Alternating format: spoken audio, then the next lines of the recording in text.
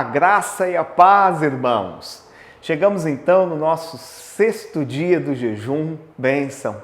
Jejum é oração intensificada. Tenho certeza que o seu espírito tem sido ativado nesses dias. Cada palavra que você tem recebido aqui ao meio-dia tem abençoado e gerado fé na sua vida, porque a fé vem pela pregação da palavra. Amém? Quero pedir perdão para os irmãos pelo atraso nos outros dias. Graças a Deus, hoje conseguimos. Não é por falta de encargo, não, realmente são problemas técnicos aqui na transmissão. Mas vamos orar para que não aconteça mais. Amém, irmãos?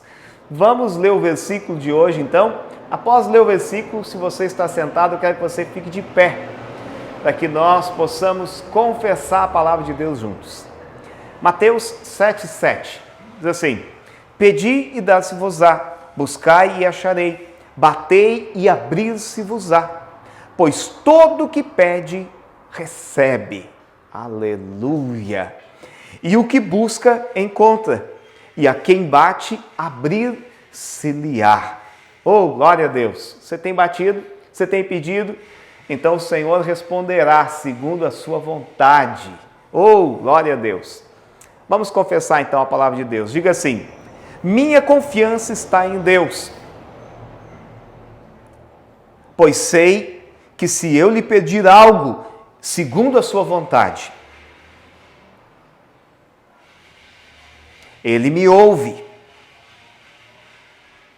E como sei que Ele me ouve, estou certo de que terei o que lhe pedir. Eu creio que da mesma forma pela qual recebi a Cristo,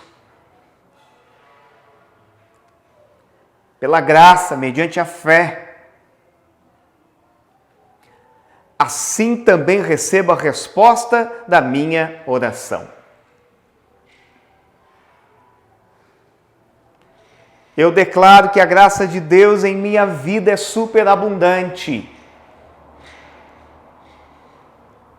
E eu dependo dessa graça e dessa vida para receber de Deus. Aleluia! Glória a Deus, glória a Deus. Peço que você confesse, tá? Essas verdades mais vezes ao decorrer desse dia. Amém? Até que gere fé, encargo aí no seu coração. Vamos orar pelos alvos agora, amém? Em nome de Jesus, queria que orássemos pelos alvos e também pela igreja local, pela vida de cada uma das nossas células, em nome de Jesus. Oramos então, começando pela vida das nossas células. Quero que você ore aí pela vida da sua célula, pelos irmãos, pelo seu líder, em nome de Jesus. Oh Deus, nós te damos graças nessa manhã. Obrigado, Senhor, pela vida de cada célula. Obrigado, Senhor, pela vida de cada irmão. Deus, que faz parte, Senhor, da vida dessa igreja local. Eu declaro, Pai, que esse grupo de irmãos, Deus, que chamamos de célula, o Senhor os uniu com um propósito de edificação da tua casa, com o propósito, Senhor, de abençoar outras vidas, com o propósito, Deus, de levar o Evangelho para outras pessoas, de desenvolvermos comunhão, de sermos família, de nos tornarmos um time. Meu Deus, eu declaro, Senhor, que cada propósito, que cada objetivo, Senhor, das células, se cumprirão, Deus, na vida de cada uma das nossas células. Abençoa, Deus, cada líder de célula. Obrigado, Deus, pela vida desses irmãos, das suas famílias. Declaro sabedoria, declaro, Senhor, vigor espiritual, declaro, Senhor, fé sendo gerada nesse tempo de jejum na vida desses irmãos, para grandes coisas, para uma grande colheita, Deus, em nome de Jesus. Oramos também pela nossa igreja local. O Senhor nos levantou nessa cidade com um propósito, Deus, há vidas a serem alcançadas. Meu Deus, há um propósito a ser edificado através da vida dessa igreja. Deus, vem, Senhor, cumpre a tua vontade, cumpre o teu propósito. Meu Deus, em nome de Jesus, eu abençoo cada família representada na vida dessa igreja. Declaro, cada uma delas é uma extensão da igreja. Declaro famílias cheias do Espírito, homens, Deus, cheios de sabedoria, trabalhadores, meu Deus, cheios de fé, que expressam a Cristo, mulheres, Deus, submissas, mulheres intercessoras, mulheres, Deus, que aprenderam, Senhor, a valorizar, Senhor, o convívio da família, a disciplina dos filhos, a criar um ambiente de vida na sua casa. Deus também abençoe cada filho, cada criança, cada jovem, cada adolescente, que o Senhor os guie, Senhor, por esses estágios, Senhor, da sua vida, Senhor. Livra eles das paixões da mocidade, livra eles de todo dado do diabo, Senhor. Meu Deus, livra eles desse mundo, Pai. Em nome de Jesus, Deus, guarda-os, Deus. Essa é minha oração nessa manhã, Senhor. Também oro, Senhor, por cada alvo, Senhor, pessoal, Deus, dos irmãos nesse tempo de jejum. Temos uma convicção, o Senhor tem prazer em responder às nossas orações. O Senhor tem prazer na nossa alegria, na nossa satisfação, Deus. Oh, o Senhor é um Deus bom, o Senhor nos ouve. Os teus ouvidos não estão agravados, nem as tuas mãos encolhidas para que não possa nos abençoar. Eu creio, meu Deus, na tua resposta, na vida de cada irmão, Senhor. Deus, cremos em muitos testemunhos nesse tempo, testemunhos poderosos, meu Deus. Pai, de orações respondidas, Deus, de milagres, Deus, alcançados, Senhor.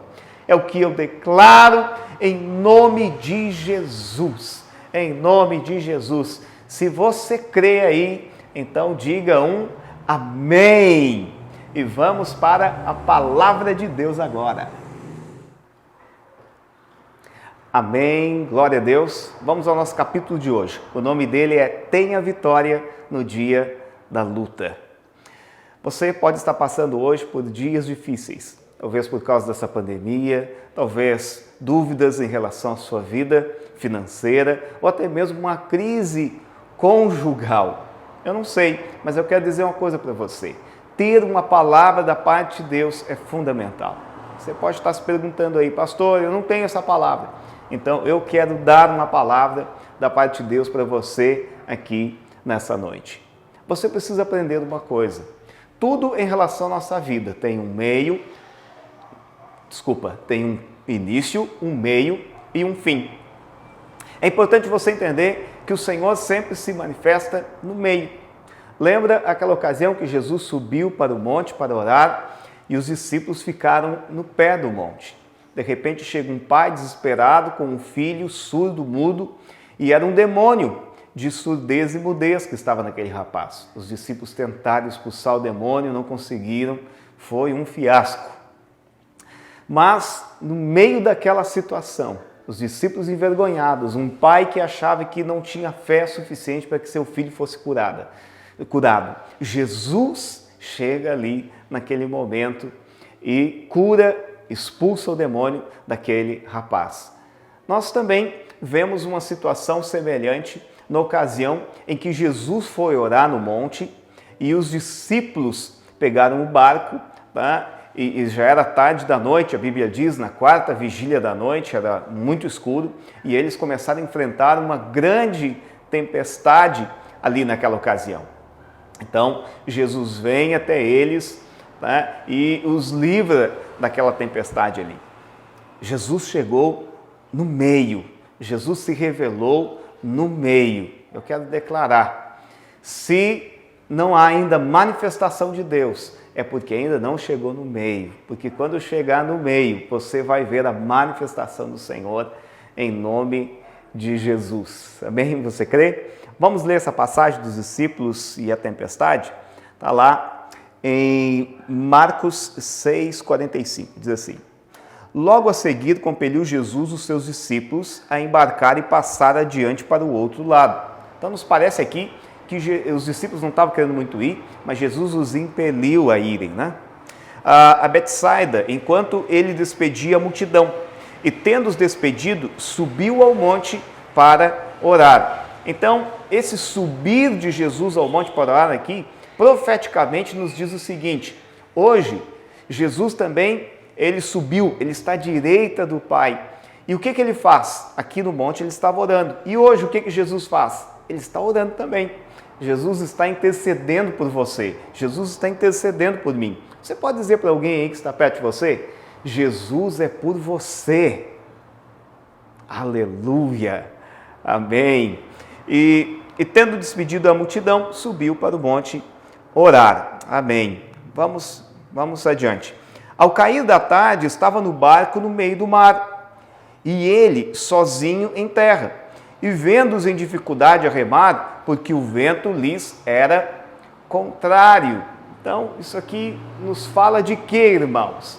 Tá? Quem é esse barco aqui com os discípulos e que vento é esse? Esse barco com os discípulos aqui é a igreja. É a igreja nesse mundo. Então, nesse mundo nós vamos enfrentar, sim, ventos contrários. E a Bíblia fala que, sim, esses ventos são circunstâncias, são adversidades, mas esses ventos também são doutrinas erradas. Lembra que a Bíblia diz que muitos são levados, né, por ventos de doutrinas erradas? Tá? Então, aquilo que você crê, a verdade que você aceita e coloca no seu coração, ela vai exigir uma prática, um estilo de vida seu. Então, vou dar um exemplo para você, alguém que crê na graça de Deus. Temos duas pessoas que creem na graça de Deus. Eles vão desenvolver um estilo de vida e, por consequência, vão permitir pensamentos semelhantes.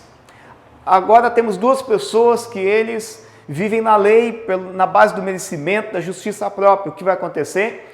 Eles também se tornarão pessoas com estilo de vida semelhantes.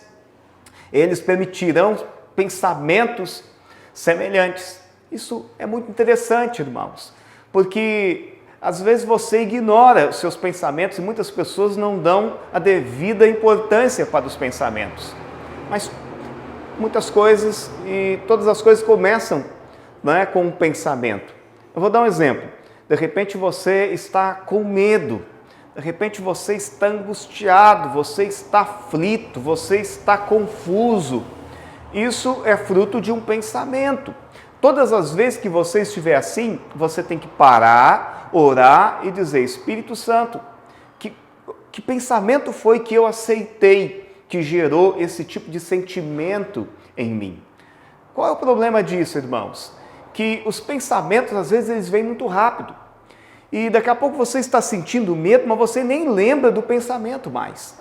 Ou seja, o pensamento foi embora, mas a emoção, o sentimento ficou. Ele permaneceu. É preciso que você busque o Senhor, é preciso que você busque o Espírito Santo para você ter revelação desse pensamento e você confrontar, você resistir a esse pensamento confessando a palavra de Deus, confessando as verdades do Evangelho. Amém? Glória a Deus, aleluia. Lá em Marcos 6,45 ainda diz assim: e subiu para o barco para estar com eles, e o vento cessou. Ficaram entre si atônitos, porque não haviam compreendido o milagre dos pães. Antes o seu coração estava endurecido. Olha só que interessante esse versículo. A Bíblia está dizendo que o maior medo dos discípulos, tá, nem era por causa da tempestade. Eles estavam daquela forma porque eles não creram no milagre da multiplicação. Ou talvez eles não meditaram. Não é que eles não creram, eles estavam lá, eles vivenciaram, né? Eles não meditaram, eles não tiveram revelação ali de um Deus que é provedor, de um Deus que supre todas as necessidades dos seus filhos. Então, a Bíblia diz que o coração dele estava endurecido por causa disso. Você está com o seu coração endurecido nesses dias? No sentido que você não crê numa saída da parte de Deus, que você não crê que você vai chegar na outra margem, você não crê mais na cura, você não crê mais na transformação da sua família, da sua casa. A Bíblia está dizendo que o fato de alguém estar com o coração endurecido está inteiramente ligado a ele não crer num Deus que é poderoso para multiplicar e suprir o seu povo. Para você ter um ministério abençoado, uma família abençoada, para você experimentar de dias felizes, você precisa crer no Deus que provê todas as coisas para os seus filhos, num Deus que é poderoso para multiplicar talvez o pouco que você tem nas suas mãos hoje. Outra coisa interessante a respeito do milagre da multiplicação é que ele está em todos os evangelhos. Ele é o único milagre que está em todos os evangelhos. Por que será isso? Porque o Espírito Santo fez questão de deixar esse milagre registrado em todos os evangelhos. É óbvio, o Senhor quer nos ensinar algo, o Senhor quer nos ensinar princípios fundamentais aqui através desse milagre. Então, em relação ao milagre da multiplicação, nós também percebemos que antes de Jesus realizar o milagre da multiplicação, ele foi rejeitado pelos judeus. Então, o Senhor, no capítulo 12, né, nós vemos aqui capítulo 12, onde ele foi rejeitado, capítulo 13 né, de Mateus, o Senhor fala a respeito das parábolas, e no capítulo 14, né, nós temos a multiplicação. Então, no capítulo 12, Jesus ele foi rejeitado. Jesus, na ocasião, ele falou que ele era maior do que Salomão. Salomão foi um dos maiores reis do Velho Testamento, se não o maior. Então, Jesus está dizendo, eu sou maior que Salomão. Eu sou o rei dos reis. Por que Jesus estava reafirmando isso? Porque ele foi rejeitado como o rei. Está lá em Mateus 2,42, assim, a rainha do sul se levantará no juízo com esta geração e a condenará, porque veio dos confins da terra para ouvir a sabedoria de Salomão. E eis aqui está quem é maior do que Salomão. Jesus também, no capítulo 12, 6, ele diz, aqui está quem é maior do que o templo. Jesus está dizendo, eu sou maior que o templo. Quando ele diz isso, ele está dizendo, sou maior do que o sacerdócio, sou maior do que todos os sacrifícios. E Jesus também foi rejeitado também como profeta. Está lá em Deuteronômio 18, 18 ou 19, diz assim, olha só, suscitar-lhe-eis um profeta do meio de meus irmãos, semelhante a ti, em cuja boca porei as minhas palavras, e ele lhes fará tudo o que eu lhe ordenar. De modo, de tudo aquele que não ouvir as minhas palavras, que ele falar em meu nome, disso lhe pedirei contas. Então, o profeta aqui está falando de quem? Está falando de Jesus. Tá? Agora, nós vemos também que depois de Jesus ser rejeitado, ele começa a falar aqui a respeito de várias parábolas no capítulo 13. Muitas pessoas pensam que Jesus falava em parábolas como se fosse uma ilustração para que as pessoas pudessem entender melhor o que Jesus estava falando. Não, é o contrário. Jesus falava em parábolas para que as pessoas não entendessem. Era a forma do Senhor filtrar a mensagem, porque o Senhor ele não iria jogar pérolas aos porcos, ou seja, uma vez que aquele povo estava rejeitando a sua mensagem, rejeitando a sua palavra, então o Senhor começou a falar por parábolas, porque eles não entenderiam aquilo que Jesus estava dizendo, somente os discípulos, né, ali, os que realmente estavam com fome e sede por mais do Senhor. Aí depois nós chegamos em Mateus 14, onde nós temos aqui a multiplicação, tá, dos pães.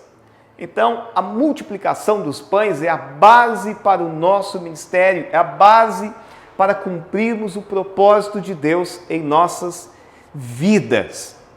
Esse milagre da multiplicação, ele mostra a nossa vida pessoal, mas também mostra profeticamente, como eu falei para você, a rejeição de Jesus até o milagre dos pães. Aqui está nos falando que Jesus, profeticamente, você sabe que ele foi rejeitado pelos judeus, mas um dia também ele virá. Então, enquanto o Senhor não voltar, o que ele está fazendo? Ele está suprindo o seu povo. Ele está provendo para o seu povo, Ele está livrando o seu povo, tá, de todas as aflições. O Senhor está conosco. É isso que quer nos dizer aqui esses capítulos. Se estamos vivendo hoje dias sombrios, dias difíceis, quero dizer que depois dessa escuridão haverá um tempo de reavivamento, como nós nunca vimos antes, na nossa igreja local, nas nossas células, nas nossas famílias e até mesmo lá na sua empresa. Irmãos, mas para que isso aconteça, você precisa entender o milagre da multiplicação. Ele é o segredo. Você crê num Deus que é provedor, num Deus que multiplica o pão e o peixe, que multiplica os seus recursos. E Ele não multiplica segundo você, Ele multiplica segundo a sua graça, segundo a sua grandeza, segundo a sua soberania. É sempre de forma super abundante. Em nome de Jesus, eu declaro essa palavra e todas essas verdades sobre a sua vida nessa manhã. Eu quero dizer, se por acaso você tem enfrentado nesses dias de rejeição por parte da família, rejeição por parte de amigos, não sei, só quero dizer, o que espera você são dias de multiplicação, dias de uma provisão extraordinária sobre a sua vida.